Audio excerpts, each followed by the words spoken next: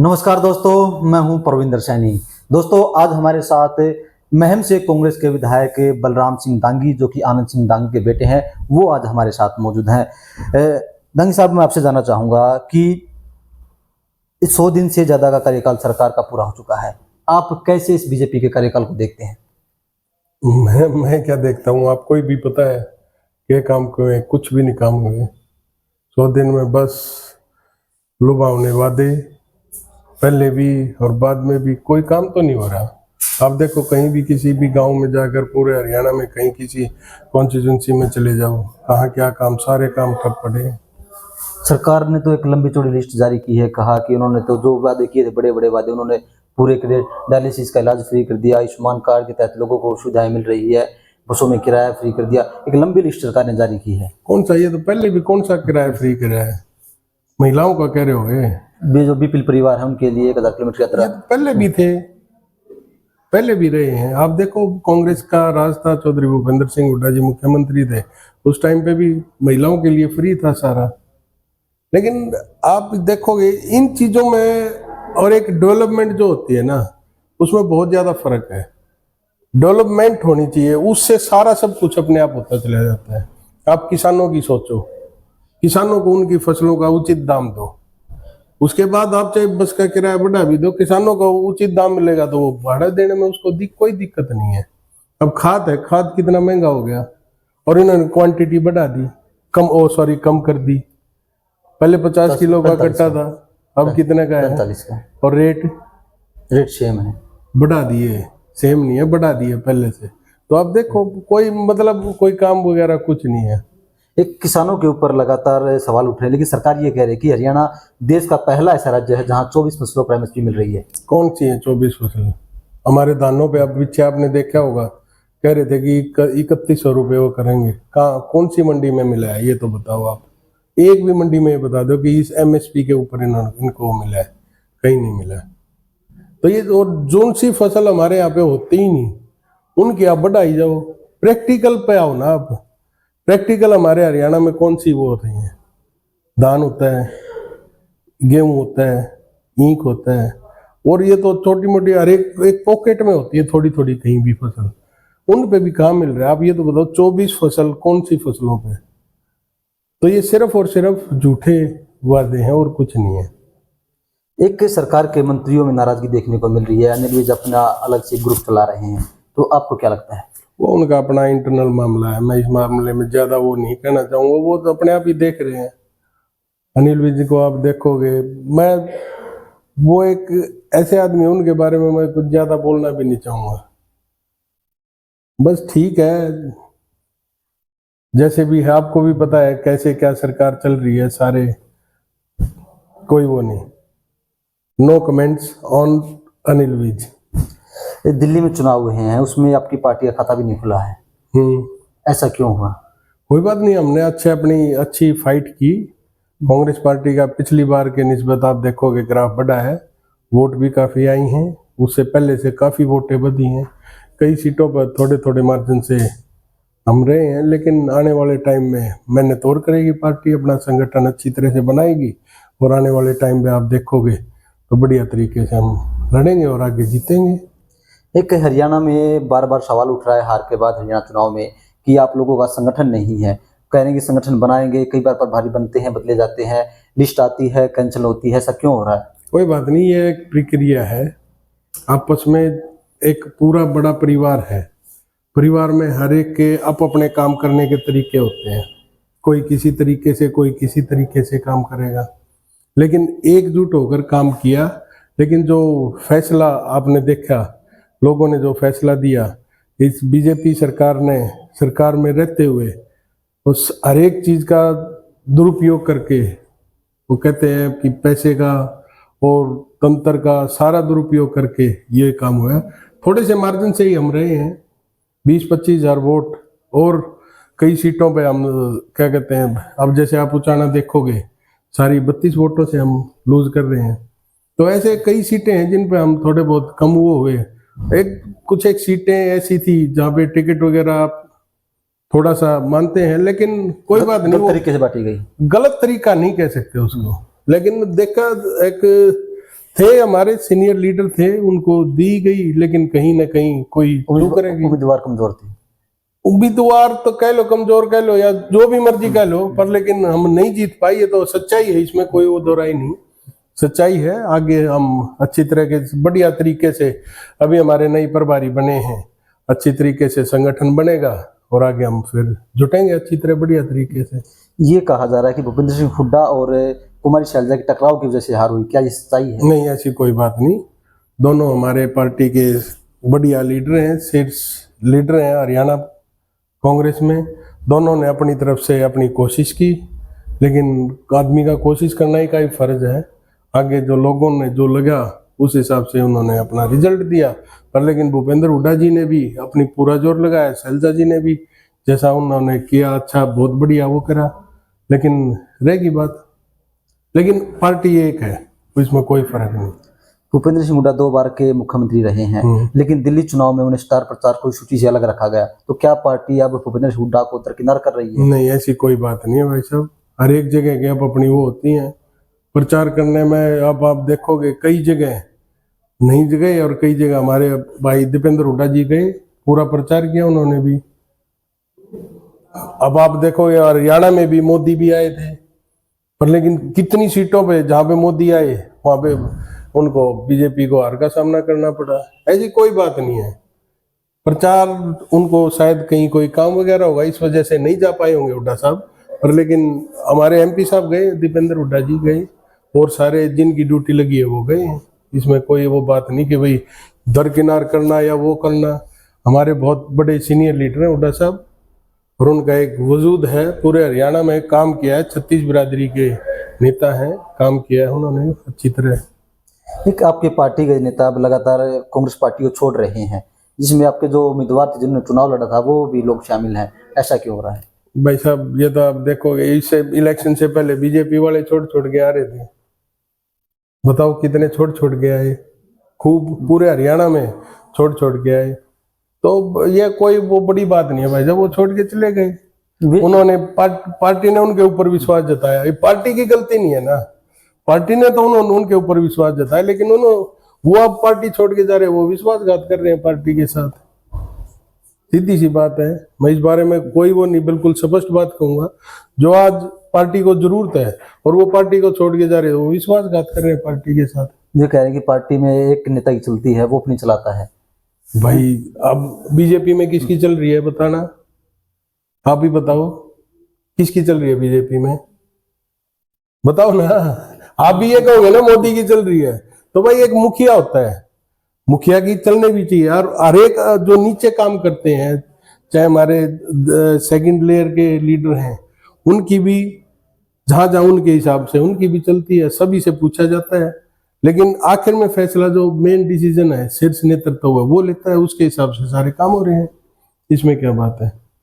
नेता प्रतिपक्ष का चुनाव क्यों नहीं हो पा रहा, इस पीछे क्या वजह है? हो जाएगा, कोई बात नहीं, अभी पीछे पहले इलेक्शन आते रहे, अब फिर ये इलेक्शन आ गए मेयर वाले, हो जाएगा, उसमें कोई दिक्कत क्योंकि एक सेशन गुजर चुका, दोबारा फिर बजट सेशन है। कोई बात नहीं, मेरे को उम्मीद है पूरी पार्टी इस बजट सेशन से पहले इसको हमारे लीडर हमारे को मिलेगा, और है भी, ये चल रहे हैं, पहले भी चलते आए हैं, कई महीनों तक नहीं हुए, और भी आप दूसरी स्टेटों में भी देखो। अगर हम हरियाणा देखो, जहां तक मुझे ध्यान है, शायद पहला मौका ऐसा है भाई साहब, कभी तो पहला, अब वही बात है, पहली बार दोबारा कांग्रेस पार्टी का राज बना था, कुछ ना कुछ तो पहली बार होता ही है, उसमें क्या बात होगी। तो ये तो इसमें कोई वो बात नहीं, बना देंगे बिल्कुल, एक कभी पार्टी जल्दी फैसला लेगी इस बारे में। आपसे भी रायशुमारी ली गई थी, तो आप लोगों ने किसका नाम आगे बढ़ाया था? भाई ये तो हमारा पार्टी का अपना मामला है, जिनके हमारे आस्था है, जिनमें हमारे आस्था है, तो पार्टी उन्होंने हमारे से पूछा, हमने उनको बता दिया सारे एमएलएज ने, और आने वाले टाइम में आप देखोगे बिल्कुल हमारा एक बढ़िया नेता बनेंगे। प्रदेश अध्यक्ष की दौड़ में कौन कौन लग रहा है आपको, किसको पार्टी आगे बढ़ाएगी? भाई ये सब हमारा शीर्ष नेतृत्व फैसला करता है, सीनियर लीडर सारे फैसला करते हैं, हम पार्टी के कार्यकर्ता हैं। पार्टी ने हमारी जो जिम्मेवारी लगाई, मैं इलेक्शन लड़ने की जिम्मेवारी लगाई थी, वो हमने पूरी की बढ़िया तरीके से। पूरे मैं हल्के के 36 बिरादरी के मेरे बुजुर्ग हैं, माताएं बहनें हैं, नौजवान साथी हैं, सभी ने बहुत बढ़िया तरीके से यहाँ पर आशीर्वाद दिया अपने बेटे को, अपने भाई को। 18,000 वोटों से जो जिता कर भेजे हैं, उस बात के लिए मैं पूरे हल्के के 36 बिरादरी का बहुत बहुत धन्यवाद भी करता हूँ और चरणों में नतमस्तक होकर उनको प्रणाम करता हूँ। और उनको आने वाले टाइम में ये लगेगा कि उनका बेटा, उनका भाई विधानसभा में भी और कहीं भी कोई बात है तो उनकी आवाज़ को बढ़िया तरीके से उठाऊंगा और जो भी काम धंधे जैसे भी जो भी बात है उनको बढ़िया तरीके से करवाने का काम करेंगे। विधायक जी, सरकार जो कहती है कि हमारे लिए सभी बराबर हैं, हम समान विकास करवा रहे हैं, तो क्या महम में भी क्या वो समान विकास दिख रहा है? भाई अगर अभी तो देखो बने हुए, अभी बजट सत्र आएगा, उसमें पता चलेगा कि महम हल्के को कितने वो ग्रांट दे रहे हैं सारी, वो तो तब पता चलेगा ना।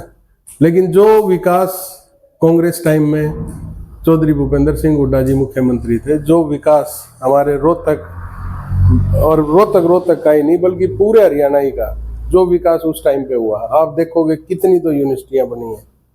और जो ये आज ये रोड वगैरह जो कह रहे हैं ना, हमने ये रोड निकलवा दिए, ये करवा दिए, ये सब कांग्रेस के टाइम पे इनको पास वगैरह सब कुछ हो गया था। लेकिन एक प्रक्रिया है, सरकार की एक प्रक्रिया है। सरकार मतलब पार्टियां की सरकार बदलती रहती हैं, पर लेकिन जो बन गए प्रोजेक्ट बन गए वो चलते रहेंगे। वो आज के टाइम पे अमली जामा पहनाया जा रहा है।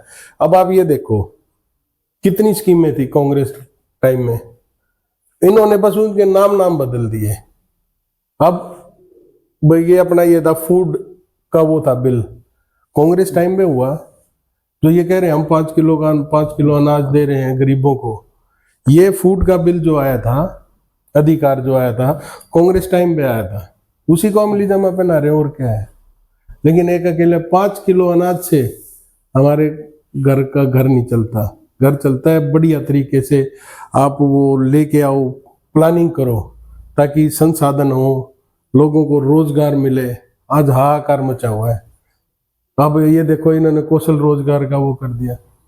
अरे भाई साहब पक्के लगाओ ना, आप पक्की भर्तियां निकालो जिसमें आपको ये लगेगा कि जब पक्की कोई भी प्रोफेसर वगैरह लगेगा, लेक्चरर लगेगा, तो वो 50-60 हजार, 70 हजार, 80 हजार रुपये तनख्वाह मिलती है उनको। और आज 15-15, 20-20 हजार रुपये, 22 हजार रुपये में लोग पता नहीं कहाँ मेरे नौजवान साथी हैं कहाँ धक्के खाते फिर रहे हैं। लेकिन मजबूरी होगी उनकी भी, ये मजबूरी होगी कि भाई और कोई साधन ही नहीं रहा, घर तो किसी तरह चलाना है। तो मेरी यही रिक्वेस्ट है, सरकार से भी यही रिक्वेस्ट है कि आप पक्की भर्तियां निकालो ताकि हर एक को बराबर का वो मिल सके। सरकार ने कहा कि सरकार 2 लाख पक्की नौकरियां देगी। कब देगी, कब देगी ये तो बताओ। कहने को तो पता नहीं क्या क्या कहते हैं भाई, कहने को तो कुछ भी कही जाए, लेकिन करो तो, करते तो नहीं। बात ये है सिर्फ और सिर्फ, और कुछ नहीं। आप देखोगे पिछले इलेक्शन में भी, अब 2014 के बाद आप देखते आ रहे हो, सिर्फ और सिर्फ भारतीय जनता पार्टी जात पात पे और धर्म पे राजनीति करती है। अब कुंभ का है, महाकुंभ चल रहा है, उसमें पता नहीं हजारों आदमियों की मौत होगी, भगदड़ मची, दिल्ली रेलवे स्टेशन पे भगदड़ मची। किसकी जिम्मेवारी? व्यवस्था तो सरकार की होनी चाहिए ना। वहां पे पता नहीं 7,000 करोड़ का या 8,000 करोड़ का जो बजट पास हुआ था, वो कहाँ गया? वहां पे आप लोग जो वहां पे आ रहे, वहां पे जाके आ रहे हैं ना, यहाँ से तो पूरे उत्साह से जा रहे हैं, लेकिन आने वालों से आप पूछ के देखो कि वहां पे तो कोई व्यवस्था नहीं, बुरा हाल, सब कुछ गंदगी, चारों तरफ गंदगी फैली हुई है। अब मीडिया वाले भी दिखा देते हैं, एक VIP घाटों का दिखा देते हैं, उसको साफ रखते हैं। ये क्या मतलब हुआ? आम आदमी के लिए भी तो सारी व्यवस्था होनी चाहिए। जो 7,000 करोड़ 8,000 करोड़ का जो बजट है, वो आम आदमी की जेब से ही करके गया हुआ है ना, तो उनके लिए भी तो व्यवस्था होनी चाहिए। लेकिन वहां से आने वाले जो भी आदमी, वो कह रहे हैं मुश्किल से बच के आए हैं, जाना मत। लेकिन हिंदुस्तान में एक परंपरा है, पता नहीं भाई एक ये कर दिया कि वे 144 साल बाद ही आएगा, पता नहीं वहां पे जाके मोक्ष मिलता है, वो होता है। ये कोई तुक थोड़ी ना है।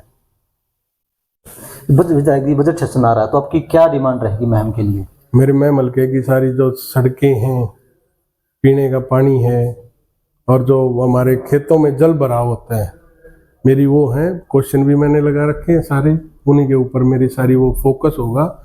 हमारा मैम शहर का हॉस्पिटल है, वहाँ पे डॉक्टर नहीं, सिर्फ और सिर्फ यहाँ से अगवाई रेफर करने के लिए वो बना हुआ है। बहुत सारी डिमांडें हैं, उनको सारियों को मैं वहाँ पे उठाऊंगा। पीने का पानी है, अब खेतों की सिंचाई का पानी है, जो पहले कांग्रेस राज में 2 हफ्ते चला करता था, अब कहाँ चलता है। हम अपनी पूरी पुरजोर तरीके से इसको आवाज़ को उठाएंगे और कोशिश रहेगी कि ज़्यादा से ज़्यादा पानी हमारे खेतों में आए, और जो निकासी, जो जल भराव हो जाता है उसका प्रबंध निकासी के लिए उसको वो करने की कोशिश मेरी पूरी रहेगी। विधायक जी, अब निकाय के चुनाव चल रहे हैं, इसमें क्या लग रहा है कि बीजेपी ने नारा दिया है कि अगर ट्रिपल इंजन की सरकार होगी तो अच्छा विकास होगा। कहाँ ट्रिपल इंजन की सरकार, कैसे, क्या किया? पीछे भी था, रोहतक में था ट्रिपल इंजन, बीजेपी का मेयर था, बीजेपी की सरकार, और ऊपर भी बीजेपी की सरकार। क्या किया बताओ तो, एक तो काम तो बता दो क्या किया। बुरा हाल है, चारों तरफ खड्डे, पीने का पानी नहीं, निकासी नहीं, गंदगी चारों तरफ फैली हुई है। तो और क्या, वो ट्रिपल इंजन, वैसे 3-3 इंजन बांधे हांडी जाओ, उसका क्या फायदा है? काम तो करके दिखाओ, ग्राउंड लेवल पे काम होगा तभी। देखो, मैं एक ऐसा आदमी हूँ जो काम किया है उसके लिए मैं उसको वो भी करूंगा, बधाई भी दूंगा, पर लेकिन करके तो दिखाएं कुछ। अब मेरे मैम शहर की बात देख लो, बुरा हाल है सफाई का, कहीं कोई वो नहीं, ठेके दे देते हैं लेकिन सब सफाई वगैरह नहीं हो रही। मैंने अभी पीछे मीटिंग में बुलाए थे कि भाई आओ बताओ, अरे यहाँ पर अधिकार कमेटी का अधिकार है, जो प्रधान है उनका अधिकार है कि वो कब मीटिंग बुलाते हैं। उन्होंने एक बार मीटिंग बुला के फिर उसके बाद मीटिंग ही नहीं बुलाई। जब मैंने कहा कि हफ्ते के बाद दोबारा मीटिंग करेंगे, उस मीटिंग को वो कर दिया, रद्द कर दिया। लेकिन वो अधिकार है चेयरमैन का, जो कमेटी का चेयरमैन है, उसने लेकिन आगे बुलाई नहीं। पर लेकिन मैं इस बात के लिए पुरजोर तरीके से सारी हर जगह आवाज़ उठाऊंगा कि भाई मेरे मैम शहर की हो चाहे मेरे गांव की बात हो, उनके जो भी साफ सफाई के काम हैं या विकास के काम हैं, उनको पुरजोर तरीके से हम उठाएंगे। निकाय चुनाव में क्या लग रहा है, कौन बाजी मारेगा इस बार?